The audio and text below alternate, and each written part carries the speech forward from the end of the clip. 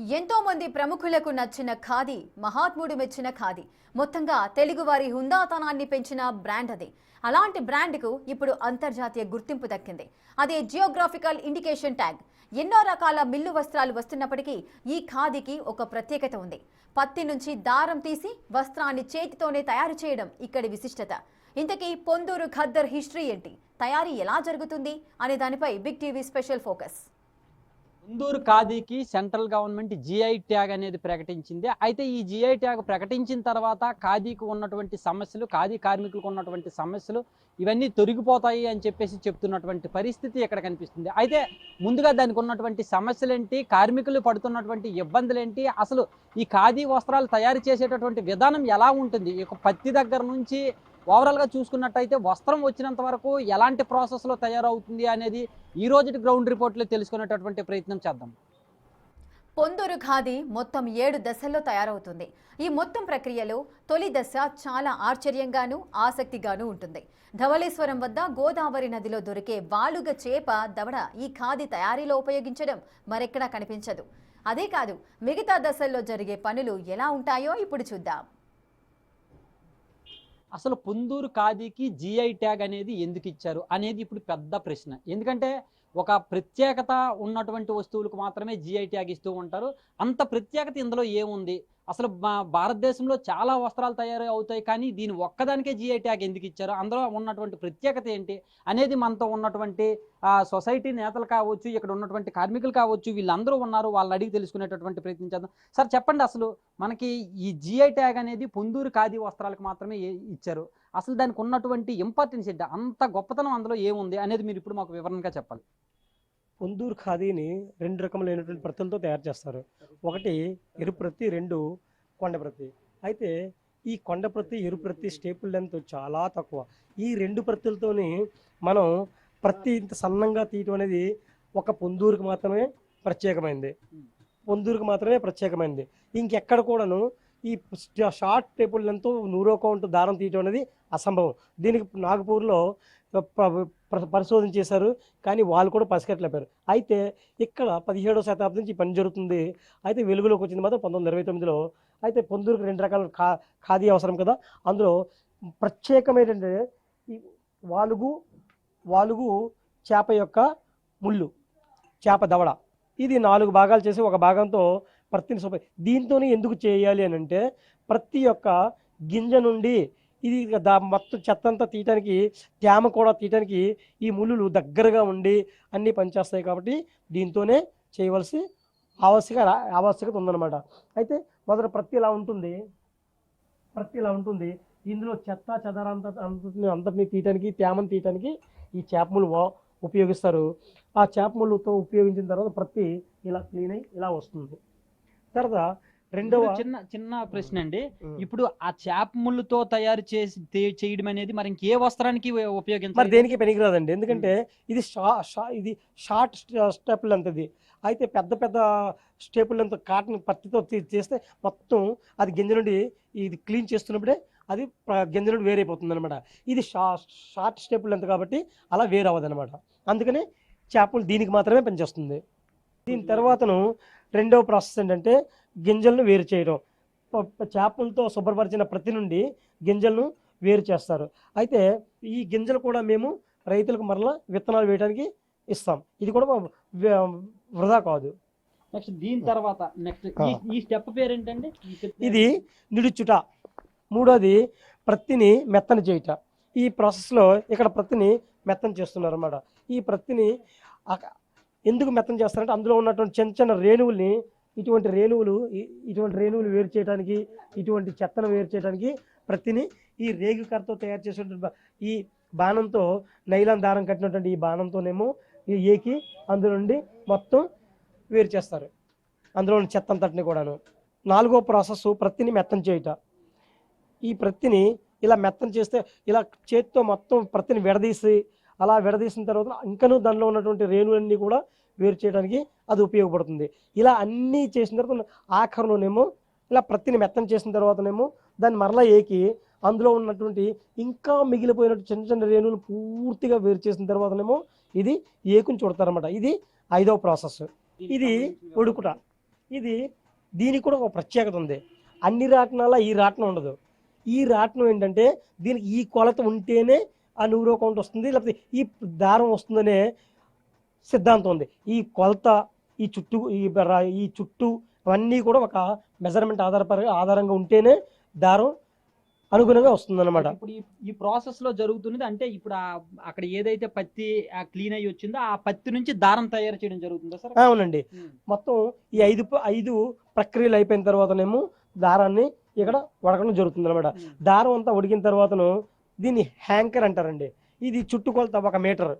దీని మీదనేమో 1 మీటర్ చొప్పున మొత్తం 1000 మీటర్లు ఈ చిలపని దీని మీద ఒడిగినటువంటి ఆ దారాన్ని దీని మీద పోస్తారు. పోసిన తర్వాతనేమో ఇలా చిలప తయారవుతుంది. ఇది 1000 మీటర్ల చిలప 100 కౌంట్. ఇలా ఇది 1000 మీటర్లు. ఇది ఇలా ఉడికింద ఈ దారాన్నేమో మేము తర్వాత ఆఫీస్కి వస్తుంది. ఆఫీస్ నుండి మేము నేతగాళ్ళకి ఇది సప్లై చేయడం జరుగుతుంది. ఆ నేతగాళ్ళం దీనికి వాళ్ళ ప్రాసెస్లో నీటిలో 3 రోజులు నానబెట్టి దాన్ని విడదీసి డబ్బాల్లో చుట్టి మరాస్కి ఇచ్చి మరాస్ నుండి హల్లు చాచి సరిచేసి అప్పుడు మగ్గానికి ఎక్కించడం జరుగుతుంది. ఈ ప్రక్రియలన్నీ కూడాను ఇదైతే ఉదయం నుండి సాయంత్రం వరకు ఒక ఆమె చేస్తుంది. ఇప్పుడు ఒక ఆమె చేస్తుంది. అయితే ఈ ఒక ఆమె రోజుకి ఎన్ని ఏకులు సరిపోతాయో దీన్ని ఏకు అంటారు. ఇది ఏకు అంటారు. ఈ ఏకుని రోజుకి ఎన్ని కావాలో సరిపోయేటటువంటి ఏకులు తయారు చేసుకొని అప్పుడేమో ఆ ఏకులను ఆమె ఇంటి పని చేసుకొని వడకడం ప్రారంభిస్తుంది అనమాట. ఈమె రోజుకి 1.5-2 చిలపలు ఉడుతుంది. అలా కొంతమంది 1 ఉడకొచ్చు, కొంతమంది 3 ఉడకొచ్చు. ఎవరి తాహత బట్టి వాళ్ళు వడకడం జరుగుతుంది అనమాట. ఇక్కడ ఈ దారం తయారు చేసే ప్రాసెస్ లో వీళ్ళకి సుమారుగా రోజుకి ఎంత కూలి కిట్టేటటువంటి చాలా తక్కువ అండి. వీళ్ళకి చేసినంత వీరికి కష్టానికి తగ్గ ప్రతిఫలం మొత్తం రావటం లేదు. వీళ్ళకి ఈమెకి మహా అయితే 170 రూపాయలు 200 రూపాయలు వస్తుంది. అలా చాలా తక్కువ వస్తుంది. అయితే దీన్ని మనం వీళ్ళకి తగినట్టు ఇది చాలా పురాతనమైనది, ఒక కళాత్మకమైనటువంటి కళ కాబట్టి దీన్ని అంతరించిపోకుండా చూడాలి అని అంటే వీళ్ళకి తగిన వేతనం రావాలి.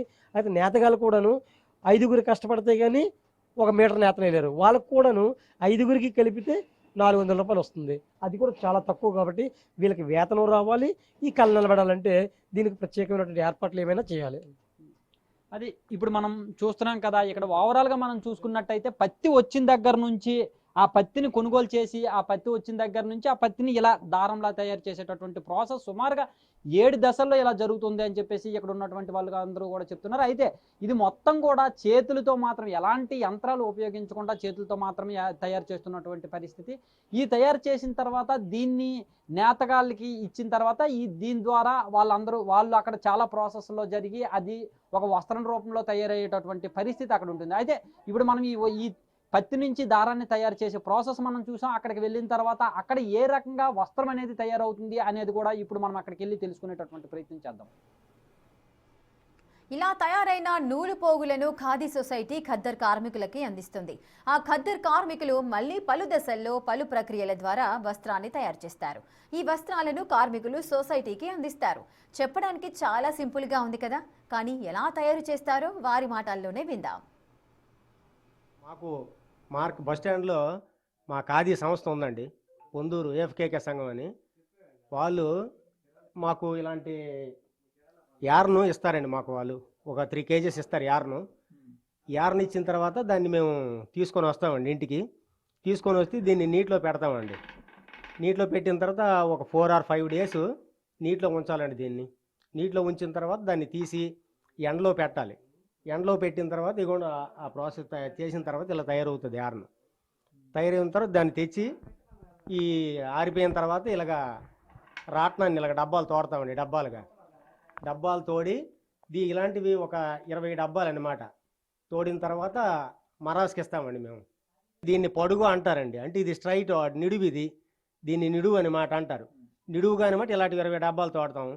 ఇది అయిపోయిన తర్వాత అడ్డుగా అనమాట అది మేము అలాగా ప్రాసెస్ చేస్తామండి. ఈ ప్రాసెస్ నిడువు ప్రాసెస్, అది అడ్డుకి అనమాట ఆ ప్రాసెస్. అది ఈ రెండింటిని క్లాత్ తయారు చేసి మేము తెస్తాం సంఘంకి, ఖాదీ సంఘం అక్కడికి ఇచ్చేస్తాం.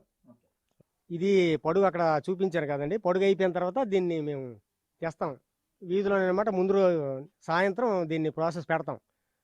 దీని అంతా వీధిలో సాసేసి దీన్ని బాగా పోగు అంతా ఇప్పడం జరుగుతుంది అనమాట. ఇప్పడం జరిగిన తర్వాత ఆ పడుగు ఏరడం అయిపోయిన తర్వాత నీటిలో తడుపుతాం అనమాట. చెరువులోనూ ఎండి తర్వాత దాన్ని పూర్తిగా తడిపియాలి. తడిపేసిన తర్వాత ఆ నైట్ అంతా ఉంటుంది. తెల్లవారి ఉదయం అనమాట, ఎర్లీ మార్నింగ్ 6 గంటలకు 5 గంటలకు దీన్ని మళ్ళీ వీధిలో ఇలా పెడతాం అనమాట.